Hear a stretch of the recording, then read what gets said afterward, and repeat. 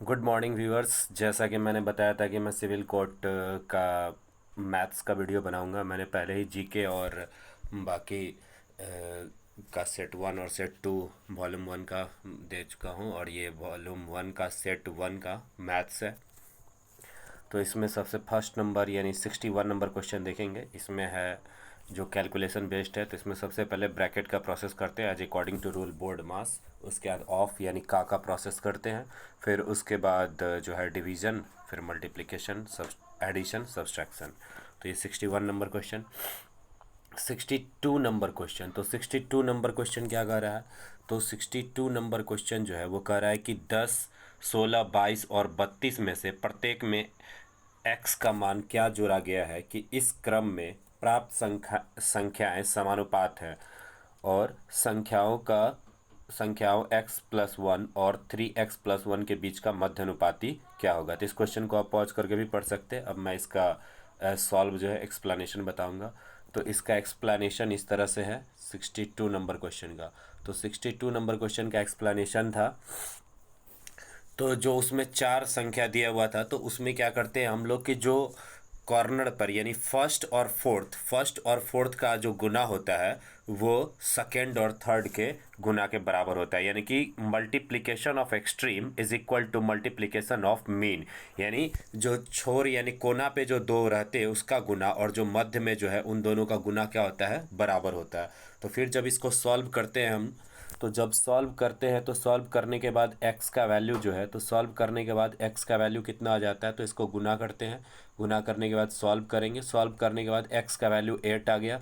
अब x का value जो है वो हम लोग रखेंगे एक नेक्स्ट अगले में, यानी x प्लस वन और 3x प्लस वन में, क्योंकि इसी का मध्य अनुपात निकालना था। x प्लस वन और 3x प्लस वन का मध्य अनुपात यानी मीन निकालना था। तो अब x का वैल्यू यहाँ पे रखेंगे, तो x कितना है, 8 है।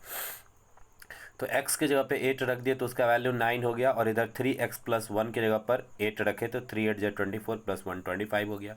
अब इसका मध्य अनुपाती निकालना है, तो लेट कर लिए कि इसका मध्य अनुपाती a है। तो मध्य अनुपाती का सेटिंग इस तरह से होता है 9:1:a:25। तो फिर एक्सट्रीम का मल्टीप्लिकेशन होगा और मीन का आपस में मल्टीप्लाई होगा।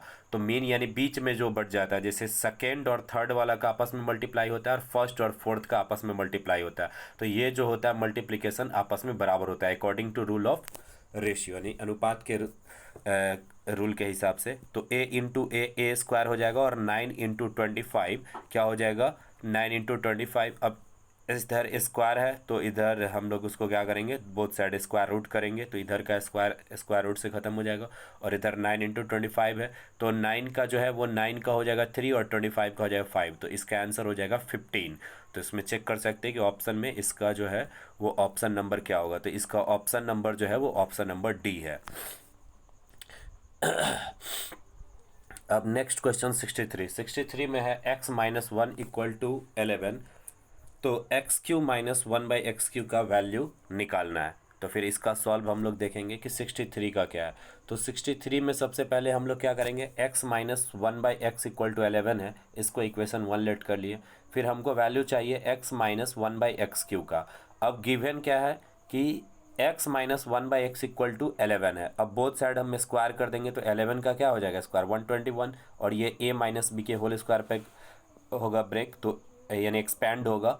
तो x-1/x के होल स्क्वायर पर एक्सपैंड करेंगे, तो x² plus 1/x² minus 2 into A B होता है, तो 2 into x into 1/x, x cancel हो जाएगा, 2 बच जाएगा। तो 2 इधर माइनस में है तो नंबर की तरफ इसको भेज देंगे, तो ये हो जाएगा प्लस में, तो 123 हो जाएगा।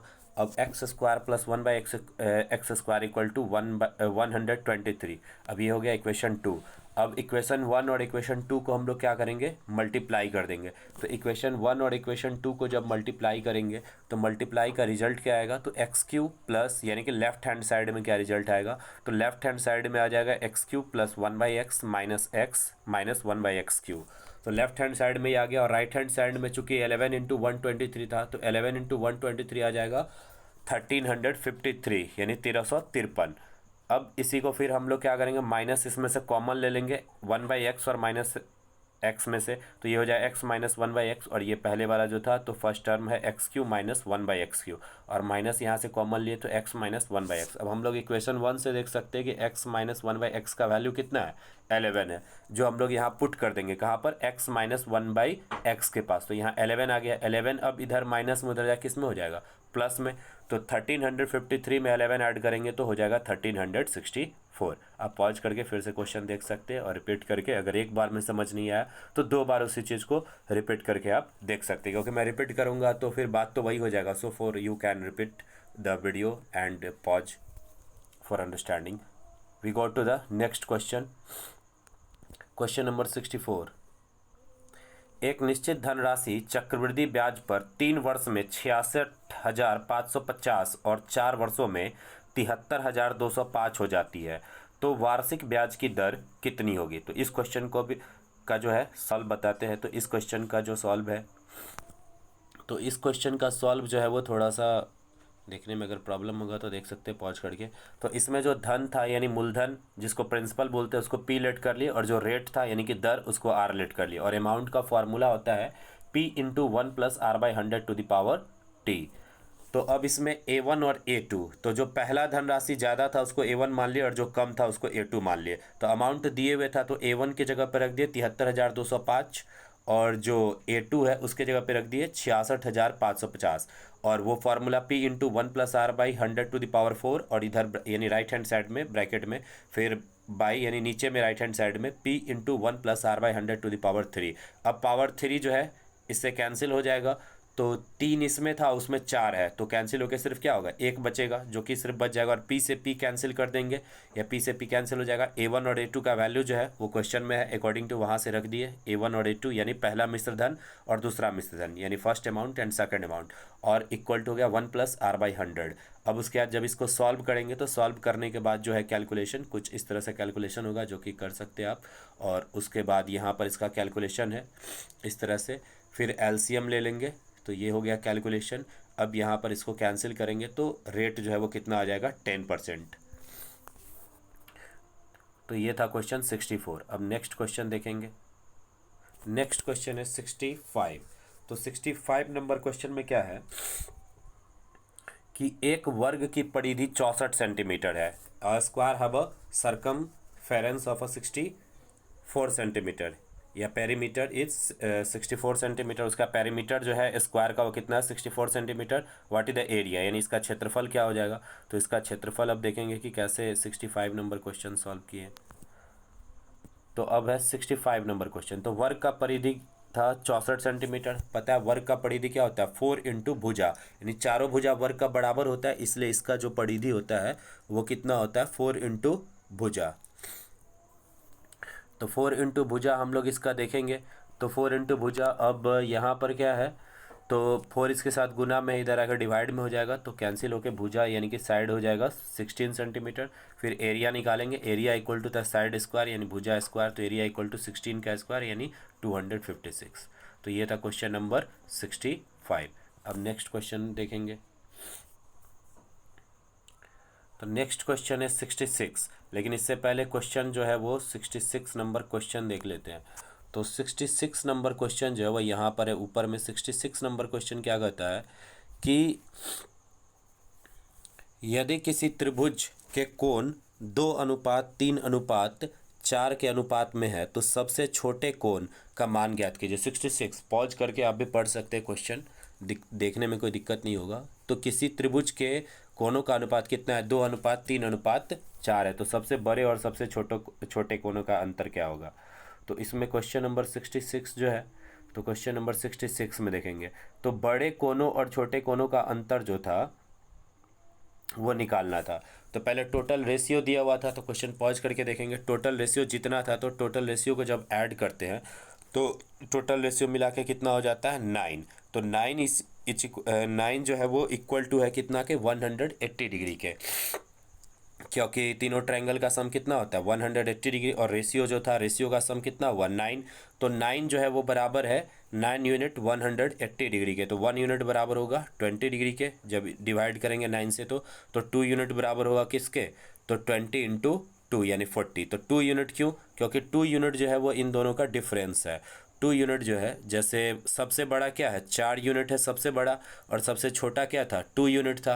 तो 4 यूनिट और 2 यूनिट को घटा दी तो कितना हुआ, 2 यूनिट, इसलिए 2 यूनिट निकाले। तो 2 यूनिट 40 डिग्री। अब 1 यूनिट उसमें निकाले थे, 2 3 5 4 9, 9 को जोड़ के 180 के बराबर कर दिए थे। तो 1 यूनिट 20 आया था, और डिफरेंस है 4 और 2 का।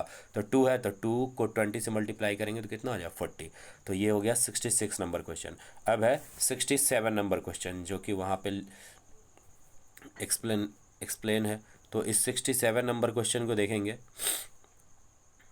तो 67 नंबर क्वेश्चन था, sine 40 degree by cos 50 degree plus cosec 50 degree plus sec 40 degree minus cos 50 degree into cosec 40 degree. अब इसमें जो है हम लोग को फॉर्मूला लगाना है, sine 90 minus theta equal to cos theta, यानी कि इसमें 90 माइनस थीटा वाला फॉर्मूला लगाना है, जो कि फर्स्ट क्वाड्रेंट में होता है। तो फर्स्ट क्वाड्रेंट में जो होता है, तो उसमें वैल्यू सबका क्या होता है, फर्स्ट क्वाड्रेंट में सबका वैल्यू जो होता है वो फर्स्ट क्वाड्रेंट में सबका वैल्यू चेंज हो जाता है। तो फर्स्ट क्वाड्रेंट में हम लोग देखेंगे 90 माइनस थीटा का फॉर्मूला लगाना है। तो sine 90 minus theta equal to cos theta हो जाता है। अब जैसे साइन 40 हो, तो साइन 40 को हम लोग लिख सकते हैं 90 माइनस 50, यानी कि 90 में से 50 गया तो क्या बचेगा, 40। अब ये फॉर्मूला पे आ गया साइन 90 माइनस थीटा पे। तो साइन 90 माइनस थीटा, तो sine 90 minus theta equal to क्या होता है, कॉस थीटा। तो ये हो जाएगा कॉस 50 डिग्री, और नीचे में भी कॉस 50 डिग्री। फिर अब सेकेंड टर्म में देखेंगे, तो सेकेंड टर्म में था कॉसेक 50 डिग्री। तो सेकेंड टर्म में कॉसेक 50 डिग्री को चेंज कर दिए किस में, तो सेकेंड टर्म में कॉसेक 50 डिग्री को लिखे 90 माइनस 40। अब 90 माइनस 40, तो cosec 90 minus theta equal to होता है सेक थीटा। अब सेक जो आपस में कैंसिल होगा, उसी तरह यहाँ कॉस कॉस आपस में कैंसिल होगा। अब जो थर्ड टर्म था उसको देखेंगे। तो थर्ड टर्म क्या था, तो 4 माइनस में 4 cos 50 degree into cosec 40 degree. तो यहाँ पर क्या देखेंगे हम लोग, तो 4 माइनस 4 कॉस 50 डिग्री को कॉस 90 माइनस 40 लिख दिए, और कॉसेक 40 डिग्री को हम लोग, कॉसेक होता है 1 बाई साइन, तो कॉसेक को लिख दिया 1 बाई साइन 40 डिग्री। अब cos 90 minus 40 degree is equal to क्या हो जाएगा, साइन 40 डिग्री। अब साइन 40 से साइन 40 कैंसिल हो जाएगा, तो साइन 40 से साइन 40 कैंसिल होगा, तो यहाँ पर बच जाएगा -4। और फर्स्ट एंड सेकंड टर्म का रिजल्ट आया था 1 और 1, तो 1 और 1 कितना हो गया, 2 और -4। तो सब्ट्रैक्ट होने के बाद रिजल्ट जो आएगा वो क्या आएगा, -2। तो ये था 67 नंबर क्वेश्चन। पॉज करके देख सकते हैं, या सेकेंड रिपीट करके भी समझ सकते हैं कि क्या बताया गया है। अब नेक्स्ट क्वेश्चन है 68 नंबर क्वेश्चन। तो 68 नंबर क्वेश्चन में क्या था, तो 68 नंबर क्वेश्चन को पहले पढ़ेंगे। तो 68 नंबर क्वेश्चन में क्या है, तो 68 नंबर क्वेश्चन में है कि 30 लड़कों के प्राप्तांक का औसत 88 है, यानी कि 30 लड़कों ने जो अंक प्राप्त किया उसका औसत एवरेज कितना है, 88 है। जब शीर्ष दो प्राप्तांकों को निकाल दिया जाता है, यानी कि जो दो शीर्ष प्राप्तांक है, यानी कि जो मैक्सिमम है उसको निकाल दिया जाता है, तो औसत प्राप्तांक घटकर 87.5 हो गया। तो कितने को निकाला गया, 2 को निकाला गया। तो 2 को निकाला गया, तो पहले 30 लड़के का प्राप्तांक था, अब 2 निकल गया, तो कितना का हो जाएगा, 28 लड़कों का। तो 28 लड़कों का जो औसत है, एवरेज है, वो घट के हो गया 87.5, और 30 लड़कों का औसत है 88। अब 30 लड़कों के औसत जो है, 30 लड़कों का औसत जो है, उसमें से 28 लड़कों के औसत को घटाएंगे तो क्या होगा, 2 लड़कों का औसत आ जाएगा। तो इसको एक्सप्लेनेशन में देखते हैं। 68 नंबर क्वेश्चन, तो 2 लड़कों का प्राप्तांक क्या होगा, तो 2 लड़कों का जो प्राप्तांक होगा, तो 30 लड़कों का जो कुल प्राप्तांक है, तो ये तो 88 चूंकि औसत था, तो कुल प्राप्तांक क्या हो जाएगा, 30 इंटू 88, और 28 लड़कों का जो औसत प्राप्तांक हो गया था वो 87.5 था। तो दोनों को गुना किए, और गुना करने के बाद सब्ट्रैक्ट किए तो कितना आ गया, 190। तो 2 लड़कों का जो प्राप्तांक था वो कितना था, 190, क्योंकि इसमें से वही 2 लड़का निकला जो कि अधिक प्राप्तांक वाला था। अब उन दोनों में भी अंतर था, आगे का प्रश्न पढ़ेंगे तो दोनों में अंतर क्या था, तो 2 अंक का अंतर था, और उसमें से भी हमको निकालना क्या है, तो उसमें से हमको निकालना है उच्च प्राप्तांक वाला। तो मान लिया जाए कि उच्च प्राप्तांक वाला जो है वो कितना है, x है। तो न्यूनतम प्राप्तांक वाला क्या हो जाएगा, x माइनस 2।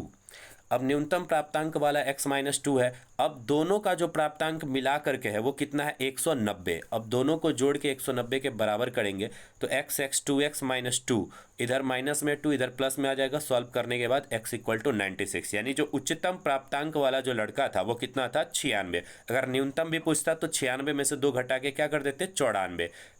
तो इस तरह से ये क्वेश्चन सॉल्व हो गया। अब नेक्स्ट क्वेश्चन 69। तो 69 में सिर्फ कैलकुलेशन है, सिर्फ गुना करना है। फिर उसके बाद 70 नंबर क्वेश्चन। 70 नंबर क्वेश्चन में कह रहा है कि 10 पुरुष या 12 महिलाएं एक ही काम को 10 दिनों में पूरा कर सकती है। यानी कि 10 महिला यानी कि 10 पुरुष और 12 महिला आपस में क्या है, बराबर है। तो 10 पुरुष और 12 महिला आपस में एक ही काम को 10 दिन में कर सकते हैं। यानी एक ही काम को दोनों 10 दिन में कर सकते हैं। यानी कि 10 पुरुष जो है वो काम करते हैं 12 महिला के बराबर। यानी ये दोनों आपस में, यानी कि दोनों का जो काम करने का रेशियो होगा वो दोनों का बराबर होगा। तो आगे कह रहा है कि यदि 5 पुरुष और 2 महिलाएं एक साथ काम शुरू करते हैं तो उन्हें काम पूरा करने में कितना दिन लगेगा। तो अब इस क्वेश्चन को हम लोग एक्सप्लेनेशन के साथ देखेंगे। तो एक्सप्लेनेशन में क्या है ये क्वेश्चन, तो एक्सप्लेनेशन में ये क्वेश्चन है कि क्वेश्चन के अकॉर्डिंग क्या था कि 10 पुरुष जो है वो किसके बराबर है, 12 महिला के। तो इसको जब सॉल्व करेंगे दोनों तरफ 2 से मिनिमाइज करेंगे तो 5 मैन इक्वल टू हो जाएगा 6 वुमेन के। और हमको फाइंड आउट करना है कि 5 मैन और 2 वुमेन कितने दिनों में काम को करता है। तब हम यहाँ पे हम लोग देखेंगे कि 5 मैन जो है इक्वेशन 1 से वो 6 वुमेन के बराबर है। तो अब 5 मैन 6 वुमेन के बराबर है, तो 5 मैन के जगह 6 वुमेन डाल दिए। 6 वुमेन और 2 वुमेन, तो 6 वुमेन और 2 वुमेन मिला के कितना हो गया, 8 वुमेन। अब 8 वुमेन का हमको काम निकालना है। लेकिन क्वेश्चन से हमको क्या दिए हुए हैं, तो क्वेश्चन से ये दिए हुए हैं कि 12 वुमेन जो है वो 10 दिन में काम को करती है। तो एक वुमेन कितना दिन में करेगी, तो 10 इंटू 12। लेकिन यहाँ पे हमको निकालना किसका है, 8 वुमेन का। तो 8 वुमेन कितना में करेगी, तो 10 इंटू 12/8। जब इसको सॉल्व करेंगे तो आएगा 15 दिन। तो जो हमसे क्वेश्चन पूछा गया है कि जो 8 वुमेन है यानी कि 5 मैन और 2 वुमेन मिल करके कितने दिन में करेगी। क्योंकि 5 मैन को तो मैंने वुमेन में कन्वर्ट कर दिया, तो वुमेन में कन्वर्ट करके टोटल कितना हुआ, 8 वुमेन हुआ। तो 8 वुमेन इक्वल टू कितना हो गया, कितने दिन में काम को ख़त्म करेगी, 15 दिन में। तो ये था 70 नंबर क्वेश्चन। नेक्स्ट देखेंगे 71 नंबर क्वेश्चन। 71 में क्या कर रहा है, तो 71 में कह रहा है कि 2 रेलगाड़ियाँ जो है वाराणसी से लखनऊ के लिए क्रमशः 11 बज के सुबह यानी 11 AM में और 11:30 AM में, यानी कि सुबह 11 बजे और 11:30 बजे प्रस्थान करती है, यानी कि चलती है। और दोनों का स्पीड जो है, पहला वाला ट्रेन का जो स्पीड है वो है 110 किलोमीटर प्रति घंटा और दूसरे वाले ट्रेन का जो स्पीड है वो कितना है, 140 किलोमीटर प्रति घंटा। तो दोनों रेलगाड़ियाँ वाराणसी से कितने किलोमीटर की दूरी पर एक दूसरे से मिलेगी। तो दोनों रेलगाड़ियाँ जो है वो वाराणसी से कितने दूरी पर मिलेगी। तब इसको एक्सप्लेनेशन में देखेंगे। पहले इसका कंसेप्ट समझ लेते हैं। तो कंसेप्ट क्या है कि जो पहला ट्रेन है वो 11 से 11:30 में अकेले चलती है। तो जब वह ट्रेन 11 से 11:30 में अकेले चलती है तो वो कुछ दूर तय करेगी। तो वो कुछ दूर जो तय करेगी वही डिस्टेंस जो है वह सेकेंड ट्रेन जो है वो उसको चेंज करेगी। तो वही टाइम जो उसको लगेगा चेंज करने में, तो उसी टाइम के दौरान जो पहला ट्रेन है उस टाइम और जो ये शुरुआत में जो आधा घंटा चली तो उस टाइम, तो उस समय मिला करके ये जितनी दूरी तय करेगी तो वहीं पर जा कर के जो है दोनों रेलगाड़ियाँ जो है आपस में मिलेगी। तो ये कंसेप्ट था। अब इसी का सॉल्व देखेंगे। तो इसके सॉल्व में क्या है, तो इसका सॉल्व है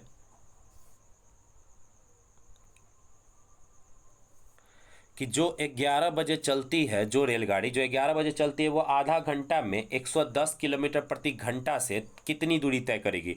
तो 110 इंटू हाफ यानी 110 इंटू हाफ, तो 55 किलोमीटर दूरी तय कर लेगी। अब दोनों के चालों में क्या अंतर है, तो दोनों के चालों में जो है वो कितना अंतर है, तो वो है 30 किलोमीटर पर आवर। तो दोनों के चालों में अंतर है 30 किलोमीटर पर आवर। अब मिलने में लगा समय, तो मिलने में जो समय लगा वो कितना हो गया, तो एक तो 55 किलोमीटर उसको चेंज करना है। तो 55 किलोमीटर जो है वो किस रेशियो से उसको चेंज करेगा, क्योंकि एक का स्पीड 140 एक का 110 है। तो जो बाकी दोनों के चाल में जो अंतर है 30 किलोमीटर प्रति घंटा, तो उसी 30 किलोमीटर प्रति घंटा से जो है वो 30 किलोमीटर प्रति घंटा से जो है वो एक दूसरे को, तो 30 किलोमीटर प्रति घंटा, तो यहाँ पर 1 मिनट मार्क करके बताते हैं। तो यहाँ पर ये बता रहे थे कि 30 किलोमीटर प्रति घंटा, तो यही जो 30 किलोमीटर प्रति घंटा है, तो इसी 30 किलोमीटर प्रति घंटा से जो है वो 55 किलोमीटर की दूरी को जो है वो तय करेगा। तो ये इतना समय ये लगा, तो इतना समय तो ये लगा कि मान लीजिए वो सेकेंड ट्रेन इसको चेंज किया, लेकिन उससे पहले जो है जो उससे पहले का जो ये है, तो उससे पहले ये आधा घंटा चली थी, तो उससे पहले आधा घंटा, तो टोटल टाइम कितना हो गया? तो टोटल टाइम हो गया, जब इसको सॉल्व करेंगे तो टोटल टाइम सॉल्व करने के बाद जो ये आ गया 70/30 घंटा। तो 70/30 घंटा यानी कि इतने समय में जो है कितना दूरी तय किया गया। तो इतने समय में जो है वो कितनी दूरी तय की गई? तो 70/30 इंटू 110। तो 70/30 इंटू 110 जब इसको सॉल्व करेंगे,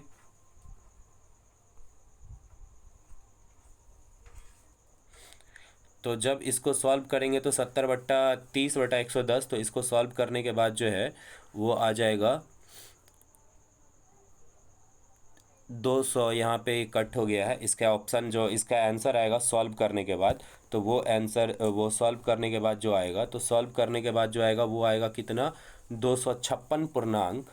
तो इसके आंसर में देखते क्या है, तो ऑप्शन नंबर ए आ जाएगा। तो ऑप्शन नंबर ए कितना है? 256 पूर्णांक 2/3। तो उसको सॉल्व करने के बाद ये जो है ये आंसर आ जाएगा 256 पूर्णांक 2/3। अब नेक्स्ट क्वेश्चन, क्वेश्चन नंबर 72। तो 72 नंबर क्वेश्चन में क्या है, तो यदि 990 की राशि ए बी और सी में 3:4:2 के अनुपात में बांटी जाती है, तो बी को जो है वो कितनी राशि प्राप्त होगी? तो बी को तो हम लोग देखें यहाँ पर टोटल कितना है, तो 3, 4, 7 और ये 3, 4, 7, 2, 9। तो 9 का अनुपात है, तो 9 टोटल है, तो 9 है 990। तो देखेंगे बी का कितना है, तो बी को मिल रहा है 4। तो वो 4 के अकॉर्डिंग यहाँ पे इसको निकालेंगे, तो ये जो बी का हिस्सा क्या हो जाएगा, तो टोटल रेशियो जो था वो था 9। तो टोटल था 990, तो 990 को 9 से भाग देंगे, और बी का जो रेशियो था वो बी का अनुपात क्या था? 4। तो 4 से उसको गुना करेंगे तो कितना आ जाएगा? 440। तो ये था 72 नंबर क्वेश्चन। नेक्स्ट देखेंगे 73 नंबर क्वेश्चन। तो 73 नंबर क्वेश्चन में क्या है, तो 73 नंबर क्वेश्चन कह रहा है कि खाद्य तेल की कीमत में 25% की वृद्धि हो गई। अब खाद का जो तेल था, यानी खाद्य तेल जो खाने वाला तेल था, उसके दाम में वृद्धि हुई कितना? 25%। अब उसी बजट को बनाए रखना है, इनकी खर्चा नहीं बढ़ाना है परिवार का, तो उपभोक्ता कितने प्रतिशत की कमी करनी चाहिए? तो इसको हम लोग देखेंगे सॉल्व के थ्रू। तो सॉल्व के थ्रू देखेंगे कि पहले मान लेते हैं,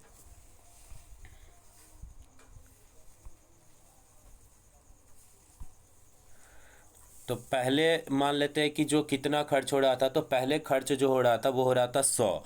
तो 100 खर्च हो रहा था और खर्च बढ़ के एक 25% से बढ़ गया, तो अब खर्च कितना हो गया? 125। तो अब खर्च हो गया 125, तो खर्च अब 125 हो गया। तो यहाँ पर हम लोग देखेंगे कि खर्च 125 हो गया, तो वृद्धि कितनी की हुई? तो वृद्धि देखेंगे कि 100 से कितना हो गया? 125। तो वृद्धि कितना हुआ? 25।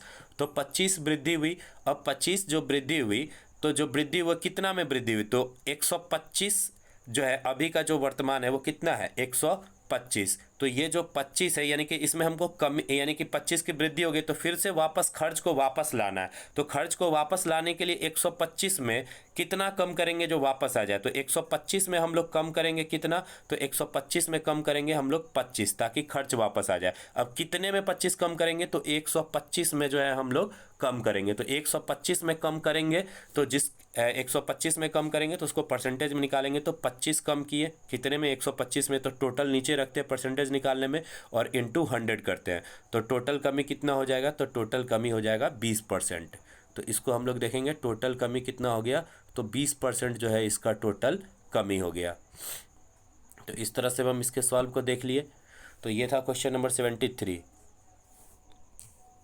अब नेक्स्ट क्वेश्चन है 74। तो 74 क्या कहता है, यदि दो संख्याओं का अनुपात 3:5 है, तो उनका लॉसो 120 है, तो वो संख्याएं क्या होंगी? तो इसका भी हम लोग सॉल्व देखेंगे। तो सॉल्व क्या है, तो इसमें दो संख्या जो है, तो इसमें जो दो संख्या था, तो उस दोनों संख्या को जो है, दोनों संख्या को क्या मान लिया गया? तो दोनों संख्या को, एक संख्या को मान लिया गया 3x और दूसरे संख्या को 5x, और जब एलसीएम लिए तो एलसीएम कितना हो गया? 15x। और अकॉर्डिंग टू क्वेश्चन, क्वेश्चन से क्या है, तो एलसीएम दिया हुआ है 120, तो 15x को बराबर कर दिया 120 के, तो x का वैल्यू क्या आ गया? 15×8 = 120, यानी कि 8। अब संख्याएं क्या है, तो पहला संख्या क्या था? 3x, तो एक संख्या हो जाएगा 3 × 8 यानी कि 24, और दूसरी संख्या हो जाएगी 5 × 8 यानी 40, यानी 40 हो जाएगी। तो संख्या क्या हो जाएगा? तो संख्या हो जाएगा 40 और सॉरी, तो संख्या हो जाएगा 24, यानी पहली संख्या 24 और दूसरी संख्या क्या हो जाएगी? 40।